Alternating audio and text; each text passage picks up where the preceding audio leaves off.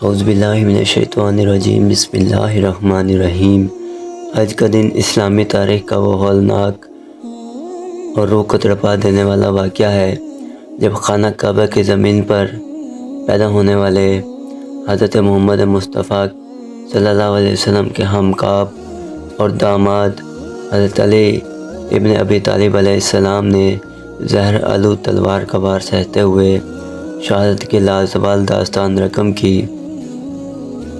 21 رمضان المبارک 40 ہجری کو کوفے کی مسجد میں فجر کی نماز کی حالت میں ایک خائن ابن ملجم مرادی نے وہ گھناؤنا فعل کیا جس کی پوری امت کو اشکبار کر دیا۔ حضرت مولا علیہ السلام وہ ہستی ہیں جن کی ولادت با شہادت خانہ کعبہ میں ہوئی، جو پہلے مرد تھے جنہوں نے رسول اللہ صلی اللہ علیہ وسلم پر ایمان لانے کی سعادت پائی۔ آپ کو علم کا دریا، دل کا پیکر اور شجاعت کا استعارہ کہا جاتا ہے۔ آپ کی زندگی کے ہر پہلو میں رحمت الہی، انسانی ہمدردی اور سماجی انصاف کی جھلک نظر آتی ہے۔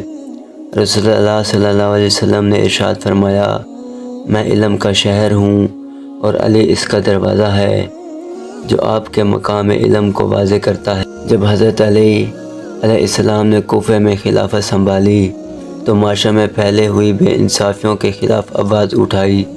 یہی انصاف پسندی آپ کے دشمنوں کے لیے ناقابل برداشت ہو گئی۔ خوارج کے گروہوں نے آپ کو ختم کرنے کی سازش کی، جس کے تحت 19 رمضان المبارک کو ابن ملجم نے مسجد میں نماز کے دوران آپ کے سر مبارک پر زہر آلود تلوار سے وار کیا۔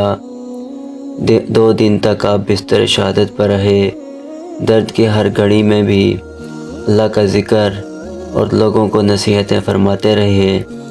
21 رمضان المبارک کی صبح آپ کی روح نے پروردگار سے جا ملنے کا سفر کیا۔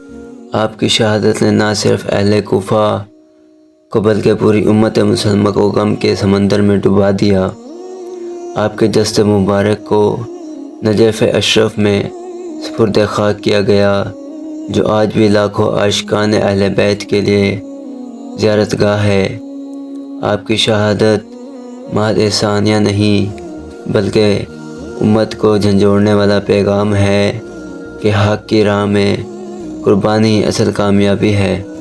حضرت مولا علیہ السلام کی زندگی ہمیں سکھاتی ہے کہ عدل پہ قائم رہو، چاہے تمہارے خلاف ہی کیوں نہ ہو جاؤ۔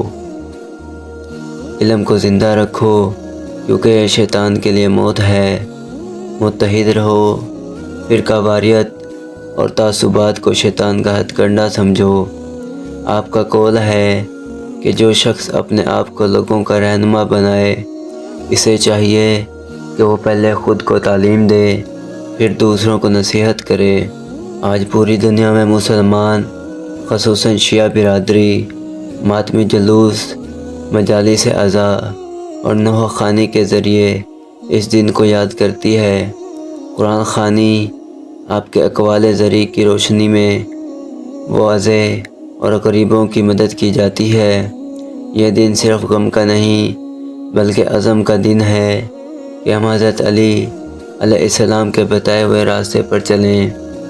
حضرت علی علیہ السلام کی شہادت ہمیں یاد دلاتی ہے کہ حضرت علی علیہ السلام کی شہادت ہمیں یاد دلاتی ہے کہ اسلام دشمن قوتیں ہر دور میں حق کے علم برداروں کو ختم کرنا چاہتی ہیں، مگر حق کبھی مٹایا نہیں جا سکتا۔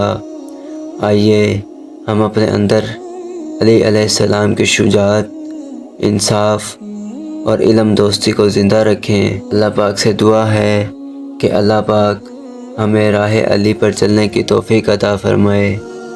آمین۔